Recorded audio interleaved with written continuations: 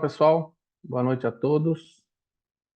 Mais uma vez aqui, né? A nossa jornada científica. Hoje eu vou apresentar um tema que, assim, duvido que alguém tenha pensado qual que é o assunto apenas pelo tema da palestra, né? O tema pode deixar, assim, uma certa curiosidade, né? Cada vez mais branco. Mas eu prometo que no primeiro slide vocês já vão entender o assunto e vão entender qual a relação desse tema com o livro de Urântia. Deixa eu compartilhar com vocês aqui então a minha tela. Muito bem, essa apresentação eu fiz pela primeira vez em janeiro de 2021. Então, se tiver algumas datas, alguns cálculos, sempre estarei me referindo ao ano 2021. Tá? O tema é cada vez mais branco. Por que esse, essa ideia, né? Por que que o título é cada vez mais branco? Porque no livro de Urântia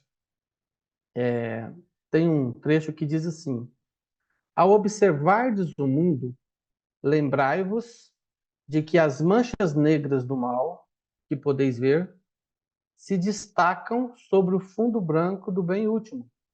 Vós não vedes meramente manchas brancas do bem mostrando-se miseravelmente sobre um fundo negro do mal. Então, o que que eu encontrei essa imagem aqui para representar mais ou menos o que o livro está dizendo? O livro diz que a nossa realidade é o mal prevalecendo, como se fosse apenas alguns pontos brancos num fundo negro, ou algumas manchas negras num fundo branco. Então, o livro diz que nós estamos aqui nessa realidade, e o bem prevalece. É claro que isso aqui é uma analogia que ele faz, né? Usando o branco, o claro, o escuro, né? O fundo branco. Mas é uma analogia para dizer que o mundo, ele vive o bem prevalece no mundo. Não é o mal que prevalece no mundo. O que a gente vê são alguns pontos do mal se destacando, mas o fundo, a realidade, o que prevalece é o bem. Então, o título da palestra é Cada vez mais branco. Por quê? Porque, com o passar do tempo, essas manchas vão sendo apagadas e o mundo estará cada vez mais branco. A realidade. Ao observarmos o mundo, quando olhamos o mundo nos últimos anos, a gente vê que cada vez está mais branco, menos manchas do mal. E é isso que eu quero mostrar para vocês aqui, mostrando alguns dados da evolução do planeta, tudo, todos os temas que o mundo já evoluiu, seja na segurança, na saúde, né? Na expectativa de vida, mortalidade infantil, várias coisas que eu quero abordar. É claro que nós estamos no mundo perfeito? Não, né? Nós vivemos no mundo imperfeito. Mas é porque tinha que ser assim mesmo, né? Faz parte da nossa realidade. Viver num planeta que lida com problemas. Problemas é parte da nossa realidade. Por quê? Primeiro que nós vivemos num mundo imperfeito. Então, mesmo que não tivesse acontecido nada no nosso planeta, nós vivemos num mundo imperfeito porque o nosso universo é imperfeito. É parte da nossa realidade. Além disso, além desse fator que faria com que a gente tivesse problema de qualquer forma, nós também sofremos uma rebelião. Além da gente viver num universo imperfeito, nós também sofremos com uma rebelião. Por quê? Porque o nosso sistema, o sistema ao qual nós fazemos parte, que é Satânia, ele teve uma rebelião. O governante desse sistema, que na época era o Lúcifer, ele se rebelou contra Deus. Isso acabou reverberando em vários planetas, inclusive o nosso. Por quê?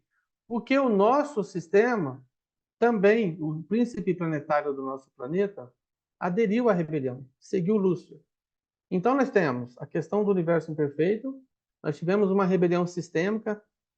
O nosso planeta, além disso, é um sistema decimal, um planeta decimal. O que é um planeta decimal? A cada 10 mundos criados, os governantes celestes, os governantes do universo, escolhem um planeta para que seja um planeta experiencial, experimental, na verdade. Ou seja, eles fazem experiências aqui. E essas experiências servem para melhorar a vida em outros planetas. Vou dar um exemplo. O livro diz que aqui no nosso planeta nós desenvolvemos um fator de cura, cura celular. Sabe isso quando você corta, você tem um corte na mão. Imediatamente o corpo já começa a reconstituir as células ali para corrigir aquele corte. Esse sistema de cura é uma coisa avançadíssima. E nós desenvolvemos, a espécie humana, os seres vivos da Terra, desenvolveu um fator de cura que isso foi objeto de aprendizado para que pudesse replicar esse tipo, né, esse avanço nos outros mundos. Isso só acontece por quê? Porque permite-se que alguns mundos vivam essas experiências a ponto de desenvolver novos métodos, novas possibilidades. Então, considerando tudo que nós somos, é porque somos imperfeitos, sofremos uma rebelião sistêmica, somos um planeta decimal. Como eu disse, o nosso príncipe caiu na rebelião. Depois vieram para cá os filhos materiais, eles falharam. Depois Jesus veio aqui para, né, trazer uma revelação.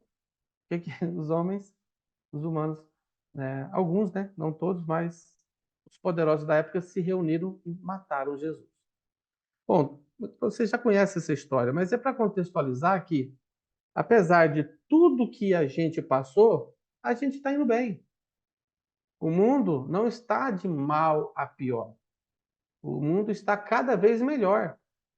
E às vezes a gente tem essa impressão de que, nossa, é muita violência, é doença, é guerra, e né, as pessoas cada vez mais agressivas, e cada vez mais doenças surgindo, mais vírus surgindo. A gente tem a impressão, quando a gente assiste os jornais, a gente tem a impressão que o mundo é um caos. Por quê? Porque o noticiário só mostra o que tem de ruim. O noticiário dificilmente vai mostrar alguma coisa boa quando acontece. A grande maioria das notícias é para falar da criminalidade, para falar da corrupção, para falar das catástrofes mundiais, das guerras, coisas assim. Então ali é uma vitrine de tudo que tem de ruim. E quando a gente assiste televisão, a gente fica achando que o mundo inteiro está assim. Mas se a gente fizer uma análise da evolução do planeta nos últimos anos, a gente vai ver como as coisas mudaram. Vamos prosseguir. Bom, em contraste com aquilo que o livro de Urântia nos diz, nós temos a visão bíblica, né? Que é toda a escatologia apocalíptica da Bíblia. Ah, eu venho de um lar evangélico e eu estudei a Bíblia durante muito tempo, e o que a Bíblia nos mostra é que parece que Deus projetou tudo para ser destruído no final, faz parte do plano dele. Porque, assim, ó, Deus teria, então, Jesus veio na Terra, mas, de acordo com as teorias bíblicas, ele veio, inclusive, para morrer, né? Ele não veio aqui para melhorar nada, ele veio aqui mesmo para ser, né, morto pelas mãos dos humanos, é isso que eles acreditam. Aí, depois da vinda de Jesus, a gente vai passar um tempo, né, em que a corrupção vai aumentar, o pecado vai aumentar, e vai chegar num ponto em que o mundo vai chegar no caos. Aí vem guerras, rumores de guerras, pestes, fomes, terremotos. Aí vem os falsos cristos, os falsos profetas, que seria, vamos dizer assim, nessa era atual, como eles pregam. Passado isso, nós vamos ter, então, a ascensão do anticristo, depois vem a grande tribulação, e aí, em algum momento, Jesus voltaria. Mas voltaria para quê? Bom, há muita divergência nesses conceitos. Cada assim, linha, tem várias linhas teológicas que ensinam coisas diferentes. Mas, de modo geral, seria isso. Deus reinaria aqui por um milênio, né? Seria um período. Depois teria um juízo final, em que seriam julgados. Alguns serão ressuscitados para viver eternamente com Cristo, outros serão ressuscitados e serão lançados no inferno. Então, assim, essa é a teologia bíblica, é uma coisa assim, chega a ser hilário, né? É que quando a gente está lá, eu, por exemplo, cresci na igreja, isso parecia fazer sentido para mim. Mas hoje, quando eu vejo, eu olho assim e falo assim, gente, coisa mais sem sentido. Você acha que Deus ia criar o universo? universo inteiro, criar a Terra para depois destruir, não faz sentido, né? Não, mas Deus destruiu na época do dilúvio, ele vai destruir de novo. Então, assim, não importa o que o homem faça, parece que o mundo estaria destinado a ir cada vez de mal a pior, até que Jesus voltasse. Essa é a crença, né? E o livro Durante? O livro Durante fala o contrário. O livro Durante diz que não, que existe um propósito. Tudo foi criado com propósito. Foi criado imperfeito? Sim, mas o propósito é de alcançar a perfeição. Não é essa ideia de que Deus criou um paraíso na terra, o diabo veio, estragou o plano de Deus, e aí tudo foi mal, e agora Deus vai ter que destruir o mundo por causa disso, por causa do pecado. Não, o livro Durante diz: os universos foram criados imperfeitos, sim, com o propósito de alcançar a perfeição. Então, nós nunca vamos andar para trás. A gente sempre vai avançar. Às vezes nós temos um ou outro momento de recuo na evolução, mas isso é temporário, porque Deus sempre envia as suas ajudas. O livro diz que o avanço da verdade, o conhecimento da verdade, ele vai sempre ascendendo. Quando essa curva começa a estagnar, quando o homem começa a estagnar na sua evolução do conhecimento acerca da verdade, Deus envia uma revelação. Então nós tivemos, ó, de Andam e Fonto até o príncipe planetário. Depois do príncipe, a humanidade avançou bastante. Aí nós tivemos a vinda de Adão e Eva. Depois houve um novo avanço. Depois Melquisedeque. Depois, e aí sim o conceito humano acerca de Deus vai evoluindo constantemente, apesar de todos os pesares que nós temos, que nós lidamos aqui na Terra. Mas há um propósito, e esse propósito é grande e glorioso na marcha dos universos pelo espaço. Somos todos parte de um plano colossal, de uma obra gigantesca. Somos todos uma parte de um projeto eterno que os deuses estão supervisionando e executando. Continuando, há na mente de Deus um plano que abraça. Primeiro eu falei do propósito do universo, né? Agora no indivíduo, há na mente de Deus um plano que abraça cada criatura de todos os seus imensos domínios. E esse plano é um propósito eterno de oportunidades sem fronteiras, de progresso ilimitado e vida eterna.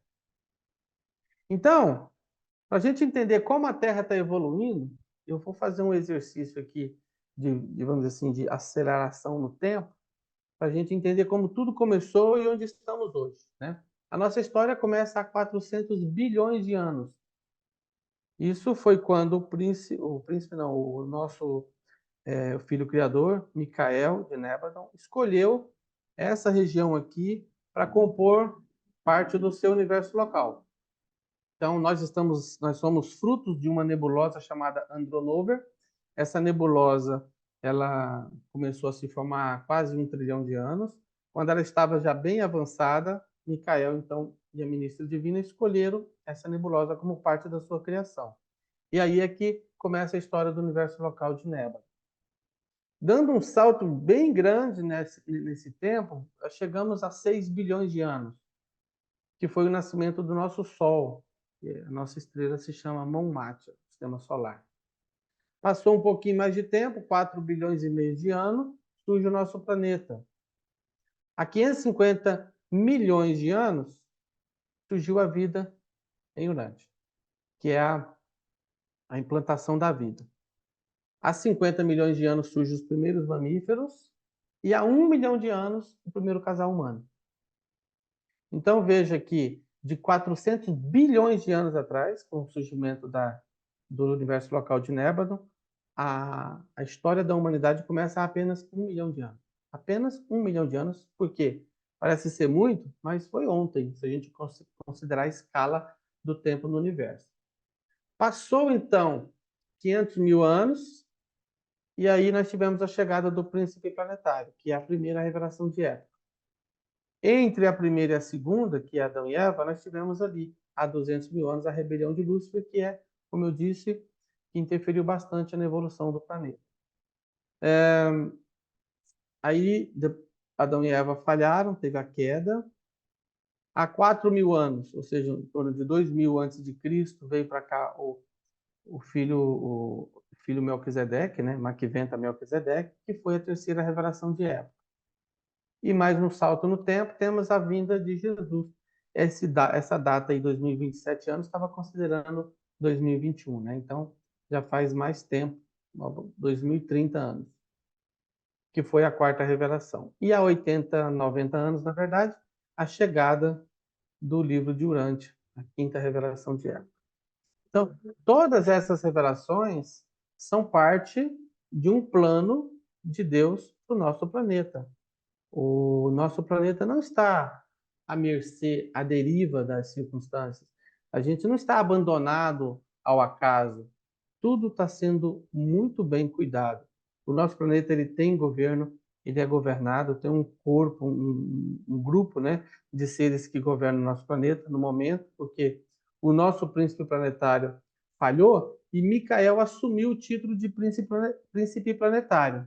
Mas como ele está cuidando dos assuntos dele lá na sede do universo local, nós temos um conselho que representa, que é o governo do planeta. E eles cuidam do planeta, muito cuidado. O livro diz que o nosso planeta é cuidado como se fosse o único no universo. Todos os planetas são assim, né? Então, Deus realmente governa no reino dos homens. E aí a gente fica pensando, será que o homem vai conseguir destruir o planeta Terra? Será que a gente vai entrar numa guerra nuclear? Será que isso? A gente fica cheio desses receios, sendo que, na verdade, a gente não está à mercê da vontade humana. Quem governa, de fato, são os seres celestiais. Bom, a gente sabe que a gente chegou nesse ponto principalmente por causa da falha de Adão e Eva, né? Ah, teve a rebelião de Lúcifer? Sim, mas tudo isso poderia ter sido corrigido com a vinda de Adão e Eva. Poderia ter ficado só no passado essa história da rebelião, o príncipe planetário, seria uma coisa já superada, se não fosse a queda de Adão e Eva. Por quê?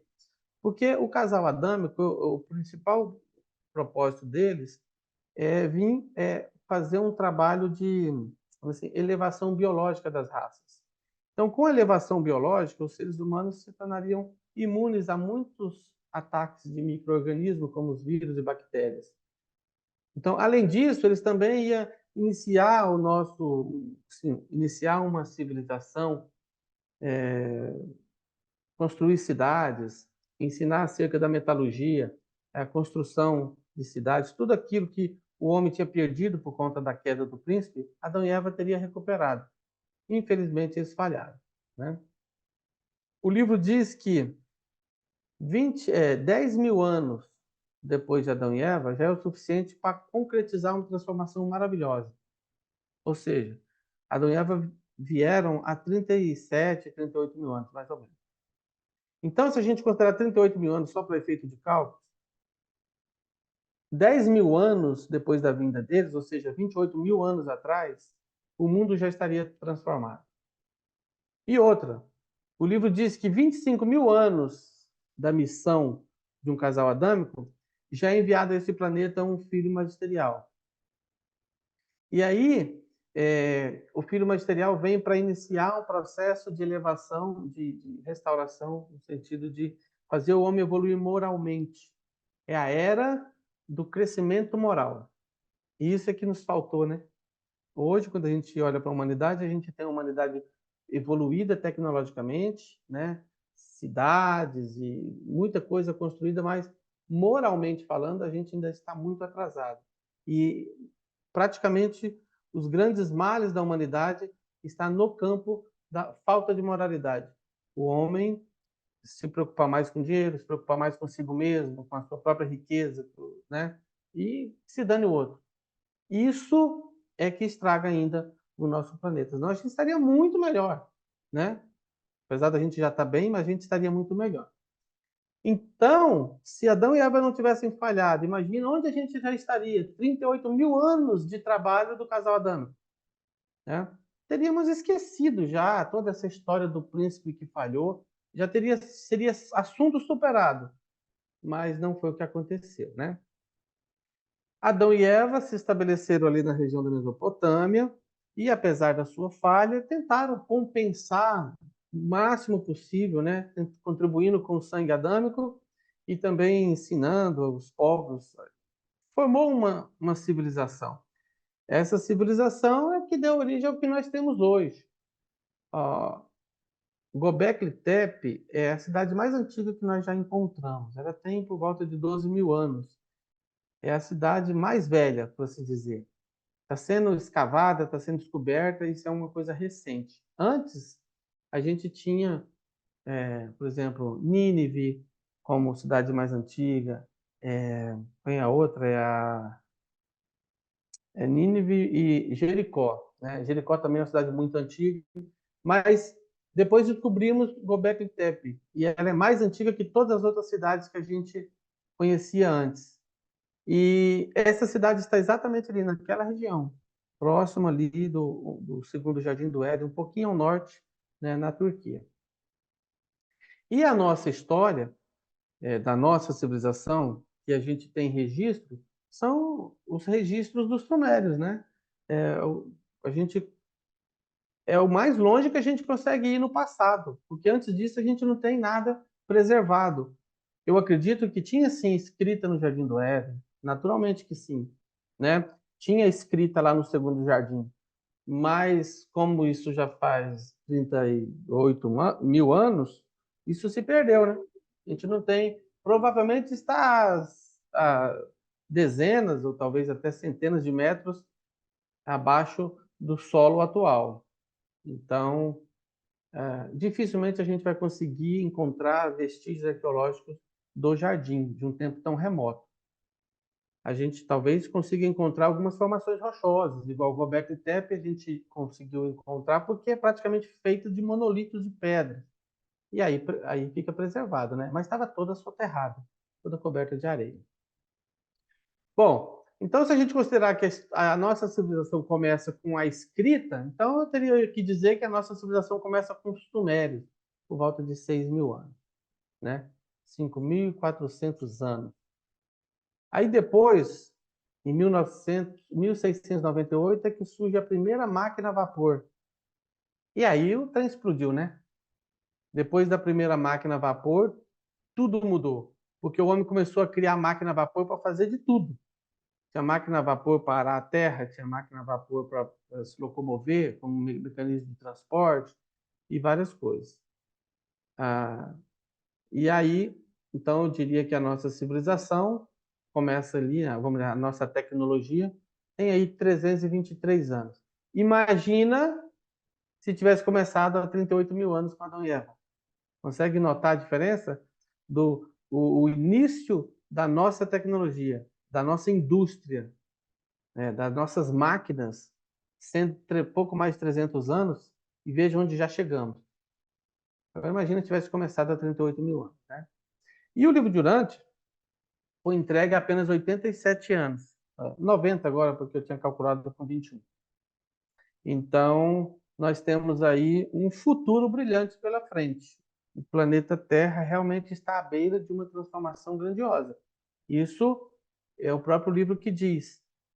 Então, as coisas só têm a melhorar. Nós podemos, não é um otimismo louco, não. Podemos confiar que o mundo agora vai caminhar cada vez melhor, cada vez avançando, cada vez mais branco, né? É o tema do que a gente está apresentando aqui.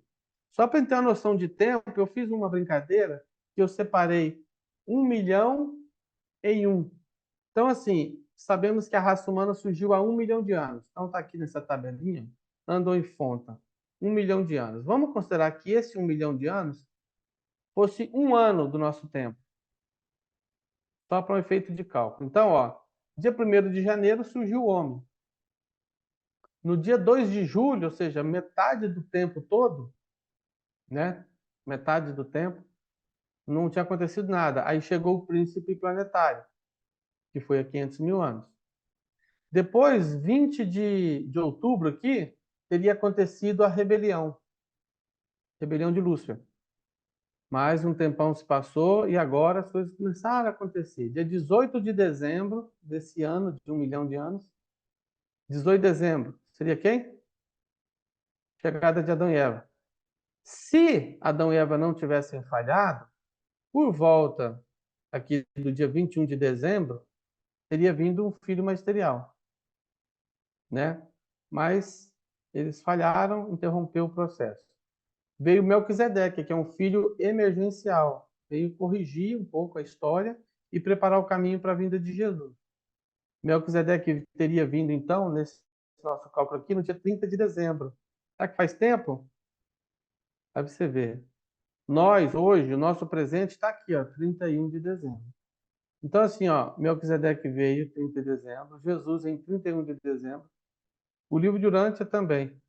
Só que aqui, Jesus seria, então, no dia 31 de dezembro, às 6 horas, 6,24 horas, 14 minutos, 36 segundos.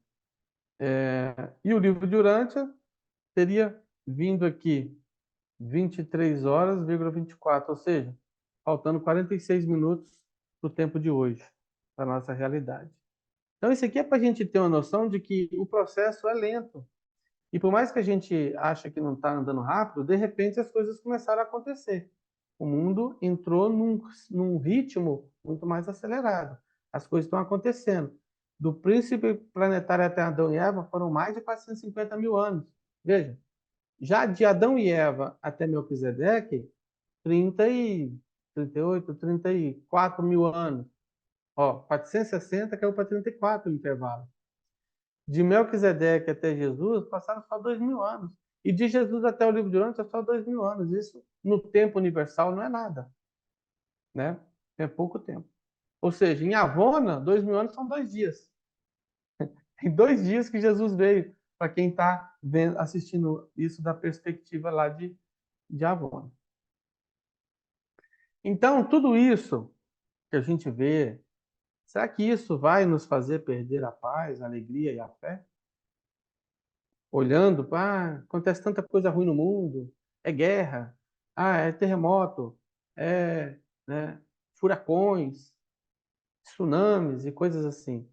É isso que nos faz perder a fé de que tudo está indo bem, apesar de tudo, claro, né? Porque o livro de Urântia revela, o que o livro de Urântia revela sobre o progresso de uma civilização? Será que Urântia está estagnado ou está reagindo bem depois dessas duas grandes quedas? É isso que nós vamos olhar. O livro diz que a economia, a sociedade e o governo devem evoluir se querem permanecer. As condições estáticas em um mundo evolucionário indicam decadência. Então não pode estar estático, tem que estar avançando. Apenas perduram aquelas instituições que se movem para frente, junto com a corrente evolucionária. Prosseguindo, documento 71 tem uma lista muito legal. Ele diz assim: para que uma civilização possa se expandir, possa avançar, possa progredir, o que ela precisa? Ó, começa a listinha. Ó. Preservação das liberdades individuais, a proteção do lar, a promoção da segurança econômica, a prevenção das doenças, a educação compulsória, ou seja, obrigatório, as crianças são obrigatórias para a escola, o emprego compulsório, uma utilização proveitosa do lazer, os cuidados pelos desventurados, o aperfeiçoamento da raça, a promoção da ciência e da arte, a promoção da filosofia, da sabedoria, a ampliação do discernimento cósmico, da espiritualidade. Então, o livro diz qual que é o manual, qual que é o passo a passo para uma civilização progredir. O que dessa lista aqui nós já realizamos? Ó, eu marquei em vermelho aqui alguns pontos, porque são coisas que, no meu modo de ver, a humanidade, nós, seres humanos do planeta Terra, nós já avançamos. Por exemplo, até a Segunda Guerra Mundial, nós não tínhamos, por exemplo, uma Declaração Mundial dos Direitos Humanos. Então, uma nação subjugava a outra, escravizava. Depois que aconteceu a Segunda Guerra Mundial, que foi feita a Declaração Internacional dos Direitos Humanos, nós vemos uma preservação maior das liberdades individuais. O direito à propriedade, o direito à educação, o direito à saúde, né? O direito à dignidade. Então, tudo isso tem sido objeto de avanço, porque antes a gente não tinha e agora a gente fala muito, né? Eu tenho os meus direitos, eu sou um ser humano, eu tenho os meus direitos. E isso perante o mundo, não apenas. Existem ainda algumas nações isoladas com seus ditadores que não respeitam as liberdades individuais, os direitos humanos. Mas isso é um número pequeno se comparado ao resto do mundo e comparando também com o que era antes e o que nós temos hoje. A proteção do lar. No Brasil, nós temos, né? A inviolabilidade do lar, que está no artigo 5º da Constituição. Segurança econômica. Recentemente, até tivemos uma alteração na lei que dando é, é, autonomia para o Banco Central, né? Então, a gente tem leis também que protegem a segurança econômica das pessoas.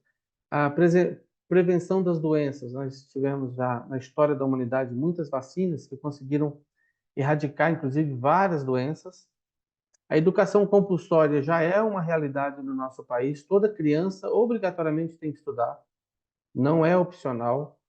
Os pais são obrigados a levar seus filhos para a escola. Uma pena nós não temos ainda o emprego compulsório, né? As pessoas ainda não são obrigadas a trabalhar, infelizmente. Isso faz que a gente tenha um monte de desocupado na rua. Isso é uma coisa que a humanidade precisa avançar, não só o Brasil, porque o mundo inteiro é mais ou menos assim, né? Sempre vai ter o pedinte, o mendigo, o morador de rua, que ele não trabalha, não tem interesse em trabalhar, ele prefere viver da esmola.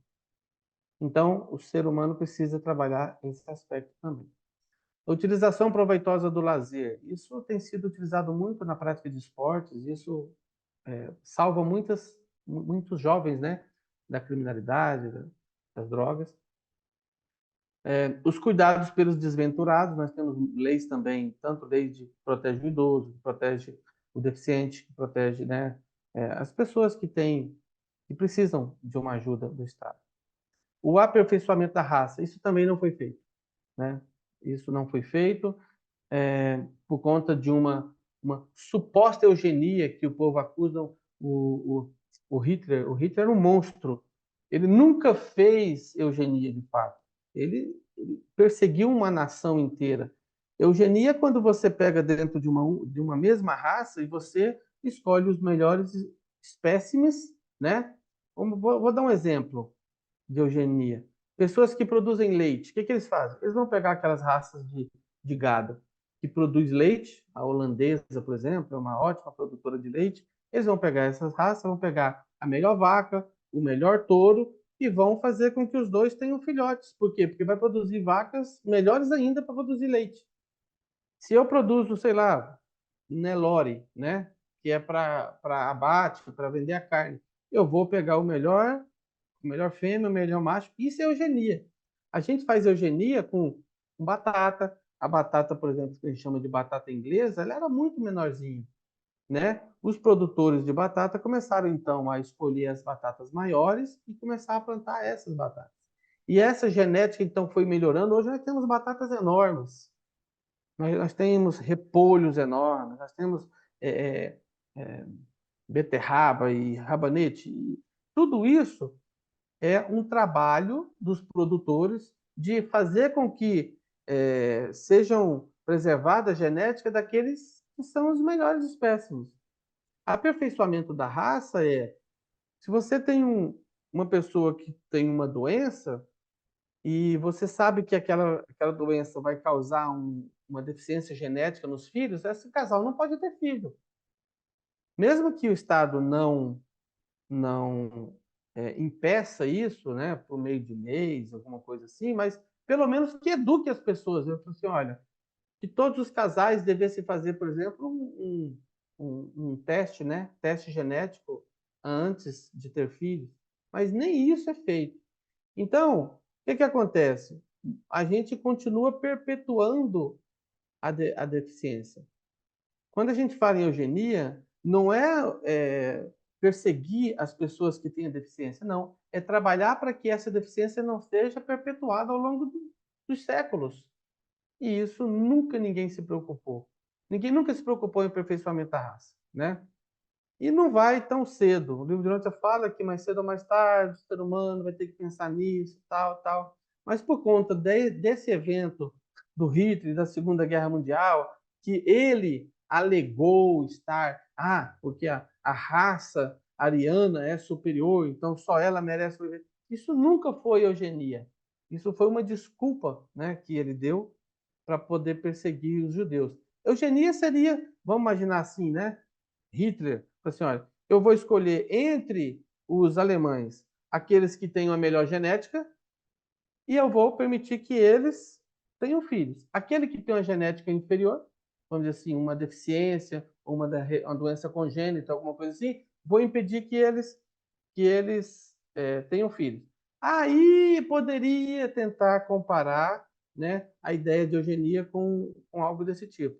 Mas não foi isso que ele fez. Ele perseguiu meramente judeus, independente do que, né, se era um judeu de uma espécie saudável ou não, para ele não fazia diferença.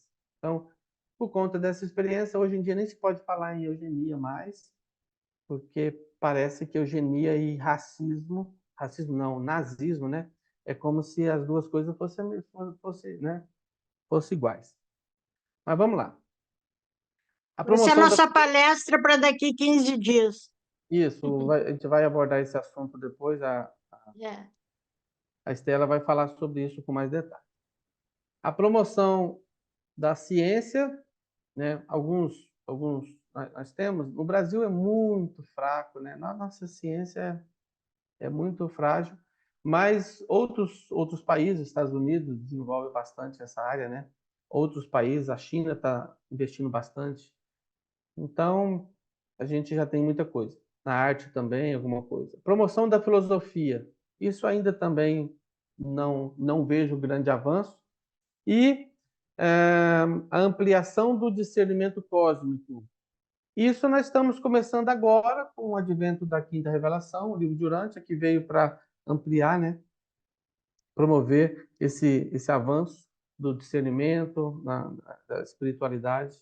Então, é o que nós temos até o momento. Se a gente olhar para o planeta nos últimos 100 anos, eu não estou indo muito longe, não. Primeiro momento, vamos pensar nos últimos 100 anos. Imagina que você tivesse nascido antes do ano 1921, se você tivesse vivido naquela época. Por exemplo, a insulina ela só foi inventada em 1921, foi descoberta, né? Então, pessoas que hoje fazem uso da insulina, pessoas que têm diabetes, conseguem viver numa boa. Ela, né, controla o nível ali da glicose no sangue e consegue viver. Antigamente, as pessoas morriam sem nem saber por que estava morrendo por conta da diabetes, né? A aposentadoria só surgiu em 1923. Até 1925 ainda existiam duelos. Lembra dos duelos? E hoje a gente só vê em filme, né? Pessoas tinham uma desavença qualquer ali e falaram assim: eu desafio você para um duelo. E o outro não tinha o que fazer. Ou mata ou morre, né? Então, as coisas se resolviam ali na base do duelo. Imagina, hoje não, você tem um problema com um vizinho, com um acidente no trânsito, um problema qualquer, você vai lá na polícia, faz um boletim de ocorrência, ou entra com uma ação na justiça, resolve, tem alguém para resolver. Na época não tinha como. Em 26 é que surge a televisão, em 29 a penicilina. Gente, quantas pessoas morreram por uma simples infecção antes da penicilina? Não tinha como tratar a infecção. Então, o corpo tinha que se virar para poder combater a infecção. Não tinha ajuda externa. Depois, com a penicilina, hoje, por exemplo, você tem uma infecção de garganta. Você vai lá, toma lá um antibiótico, né? Antigamente era bezetacil, né? Quem é que já passou por essa, né? Ah, o bicho é doído. Mas hoje já tem outras formas, nem precisa ser a Qualquer bezetacil. dorzinha de garganta dava um benzetacil na gente, que É, coisa 7 horrível. bezetacil, uma Coisa por mais dia. dolorida que tinha. Eu não sei o que doía mais, a garganta ou a injeção. É. Então, mudou muito. Hoje a gente tem recursos, né? Ó, em 32 surge o voto feminino, em 35 o analgésico, em 48 os direitos humanos, Em 1960, o anticoncepcional. Em 62, surge o primeiro satélite. Em 67, o primeiro transplante de coração. Em 1980, o computador. E só no ano 2000 é que o homem decodificou o DNA humano. Então, tudo isso aqui, ó, 100 anos atrás não existia. Vamos voltar um pouquinho mais. Vamos voltar. Falei de os últimos 100 anos. Vamos pensar nos últimos 200 anos. Antes de 1826. Ó, em 826 surgiu a fotografia. Em 1827, as mulheres puderam ir para a escola, que antes não podia. Só quem tinha condições de pagar, né, os ricos, as mulheres ricas tinham condições, mas pessoas comuns não. Em 1834, a lâmpada. Em 1837, o telégrafo. Você está falando de Brasil, né, Neemias? Estou falando do mundo. 827 mulheres da escola no mundo? No mundo. Primeira vez que as mulheres puderam ir à escola, né? Porque, igual eu te falei, uma família rica tinha seus próprios mestres, né? Seus filhos aprendiam em casa. Mas para permitir que uma mulher estudasse, né? Pudesse ter acesso ao ensino, foi depois desse ano.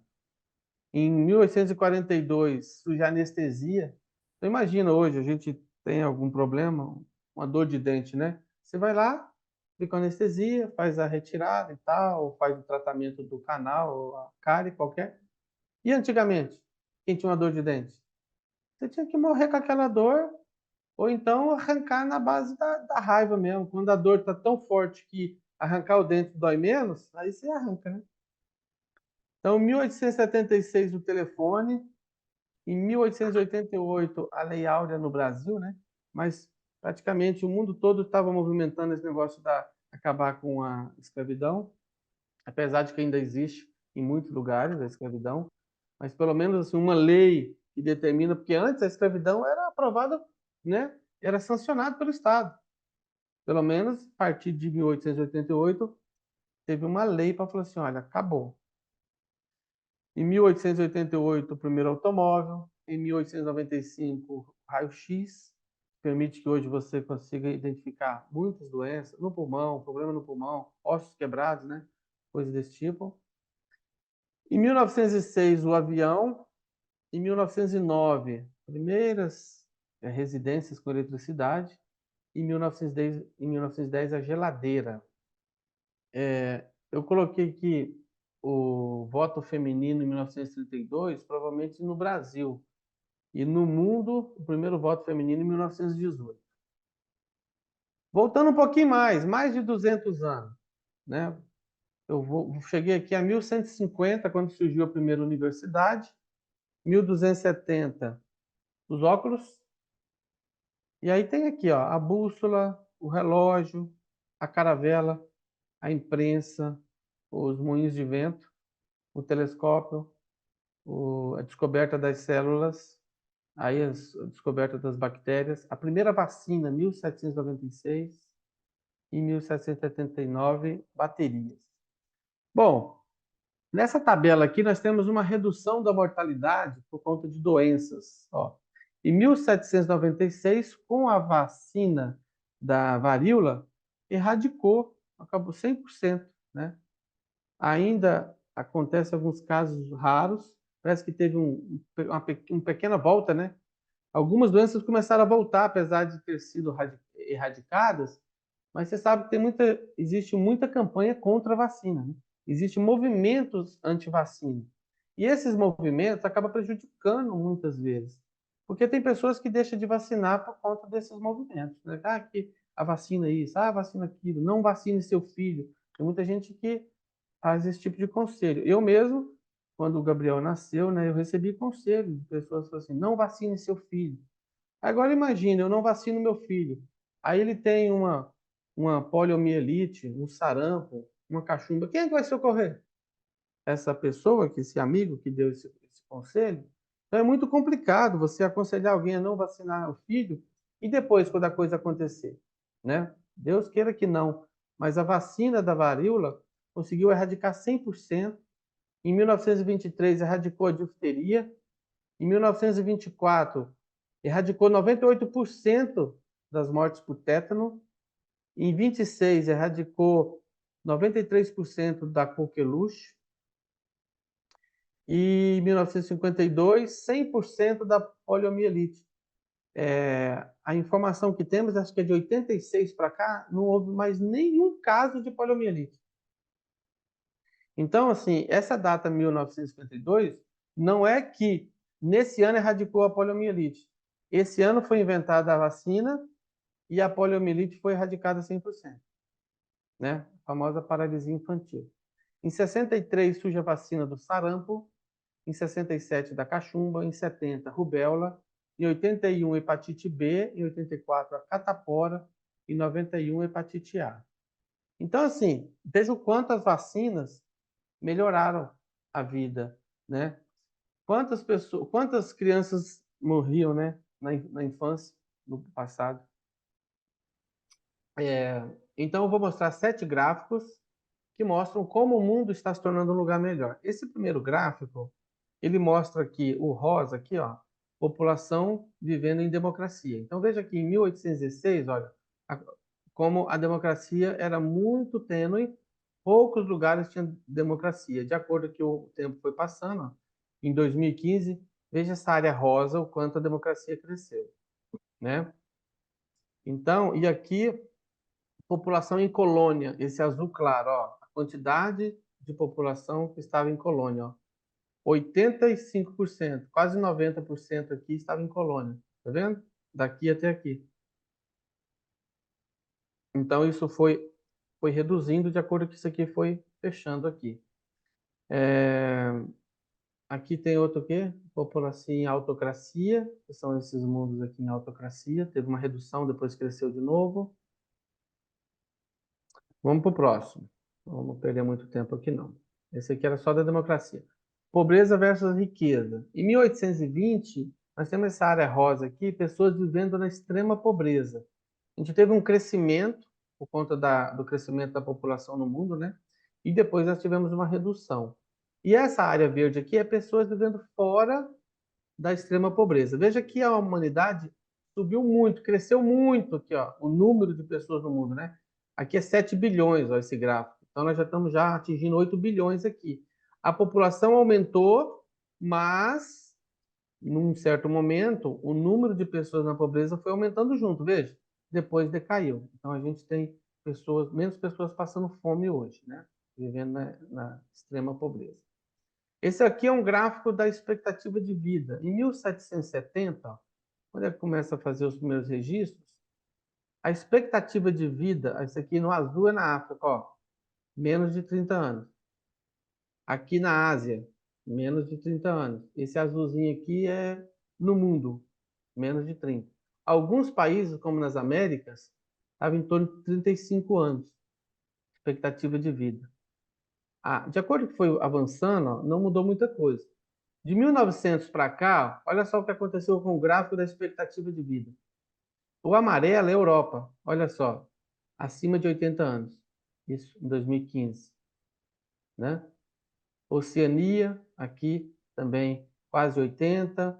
Nas Américas, quase acima de 70. Na Ásia, acima de 70. Então, veja o quanto a expectativa de vida dobrou de 35 para 70 nos últimos 200 anos.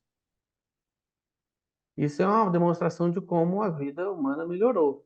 Isso tem a ver com descoberta de muitas doenças e tratamento, né, para muitas doenças, vacinas, transplantes, controle da pressão alta, controle do problema do coração, controle da diabetes. Tudo isso aí fez com que as pessoas vivessem mais. Taxa de fecundidade, né? Aqui são alguns países, as cores mais claras, a taxa de fecundidade abaixo de 1, 2, 3, e na África ainda tem uma taxa de fecundidade maior. Aqui a vacina, essa é a vacina amarela, é a vacina da cachumba, do sarampo e da rubéola. Então, assim, aí veja quanto o sarampo, né, matava 4 milhões de pessoas, e aí foi reduzindo, né? Casos registrados aqui de 1980 até 2017. Olha a queda, por conta da vacina. Aqui é um outro gráfico da vacina, aqui ó, a poliomielite, 52 mil casos em 1980, né? E foi caindo, foi caindo, foi caindo. Em 2017, não, isso aqui é o quê? É isso mesmo, 96 casos. Em difteria também teve uma queda brusca e tétano também uma queda brusca. Ou seja, esse gráfico crescente é o número de vacinação. 20% eram alcançados pela vacina, depois ela aumentou para 75, 72, 84, 85 em 2017. São gráficos ainda não são recentes, mas mostram como isso avançou, né? Aqui nós temos mortalidade infantil. Em 1955, era o número de mortes a cada 1.000. Então, de 1.000 crianças que nasciam em 1955, 203 morriam. Mais de 20%. Em 65 caiu para 148 e tal. Em 2012 estava 14, a cada 1.000, 14 crianças. Então veja o quanto caiu a mortalidade infantil por conta desses avanços. Aqui nós temos um gráfico de guerras e conflitos, né, que houve uma queda também. Em 2000 a gente não estava com nenhum conflito, 2015 aqui, relativo à paz. Depois tivemos alguns conflitos com a guerra da Rússia, né, com a Ucrânia, Israel agora. Então, alguma coisa mudou nos últimos anos, mas tivemos também uma boa queda. Aqui, em compensação, né, apesar da gente ter um número menor de guerras e conflitos, nós tivemos um número crescente de armas nucleares. Nos Estados Unidos, na Rússia, onde eles têm mais ogivas nucleares, né? A Rússia com 7.000, Estados Unidos com 6.800, nesse gráfico aqui. E aí nós temos aqui França, China, Reino Unido, isso aqui deve ter mudado também nos últimos anos. Eu não sei de que ano é esse gráfico. 2017, parece. E então, se Tá por ali um lado, embaixo, bem pequenininho, tá bem pequenininho, 2017. 2017. Se por um lado a gente teve uma redução no número de conflitos, a gente tem um mundo muito mais armado, né? E aí esse que é o grande perigo, porque nós temos riscos de grandes conflitos nucleares. E aí, será que vai acontecer esses conflitos nucleares? Porque parece que já teve chance de acontecer e foi impedido. E eu quero mostrar isso também para vocês.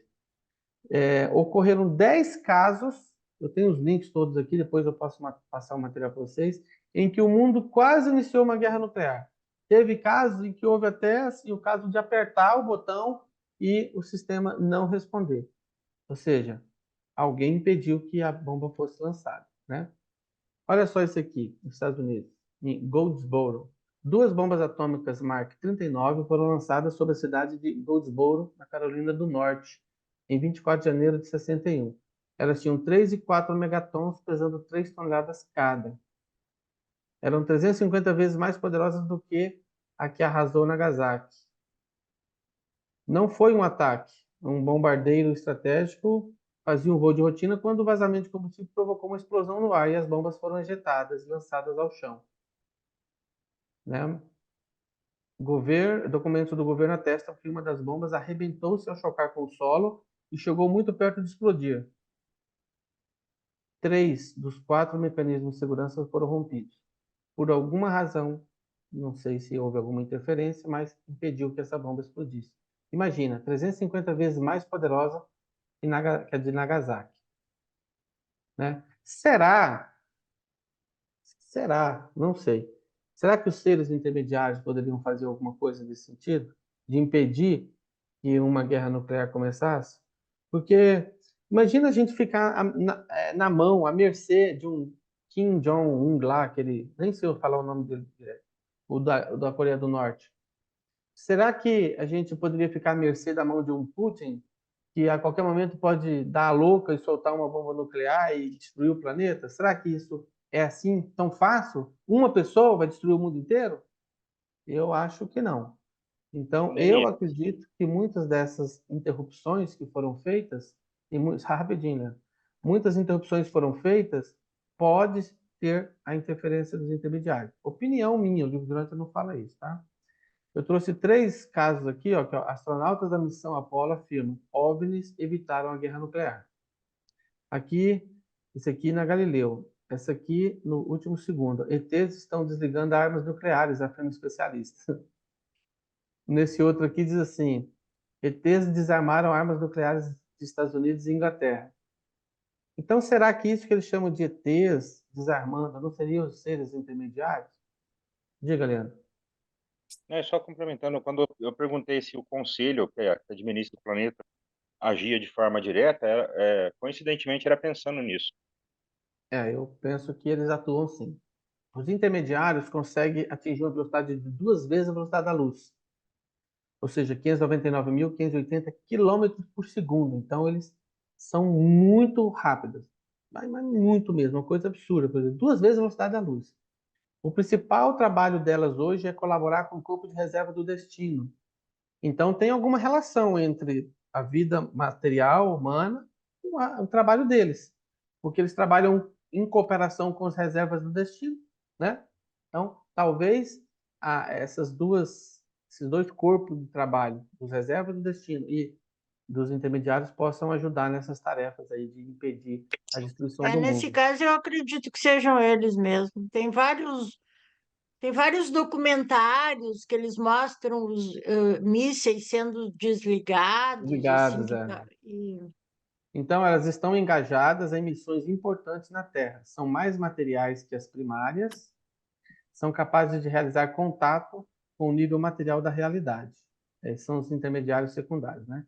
Muitos dos fenômenos materiais atribuídos aos anjos, e aí eu coloquei aqui, esse aqui é texto do livro Durante, eu coloquei entre colchetes aqui, eu incluo ETs, né? Esse aqui foi eu que coloquei.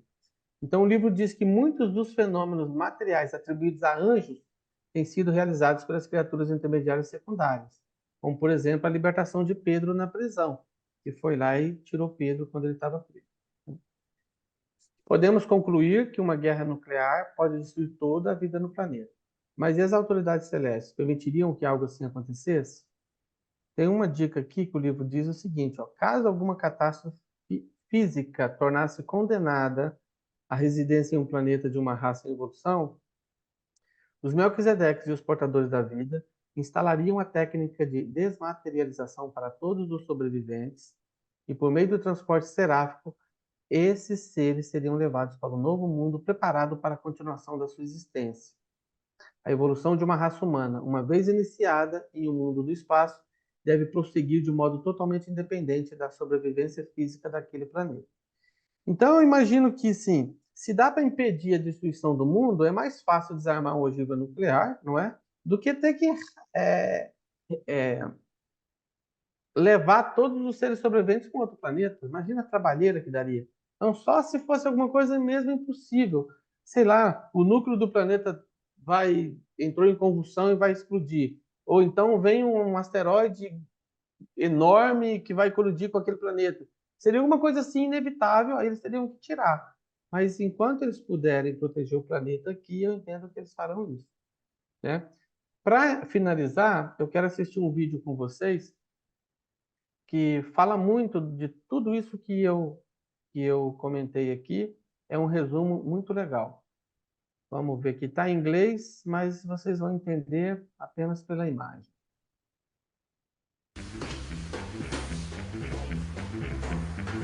Visualization is right at the heart of my own work too. I teach global health. And I know having the data is not enough. I have to show it in ways people both enjoy and understand. Now, I'm going to try something I've never done before.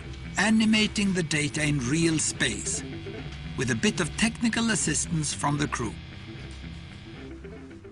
So, here we go. First, an axis for health. Life expectancy, from 25 years to 75 years. And down here, an axis for wealth, income per person, $400, $4,000, and $40,000. So down here is poor and sick, and up here is rich and healthy.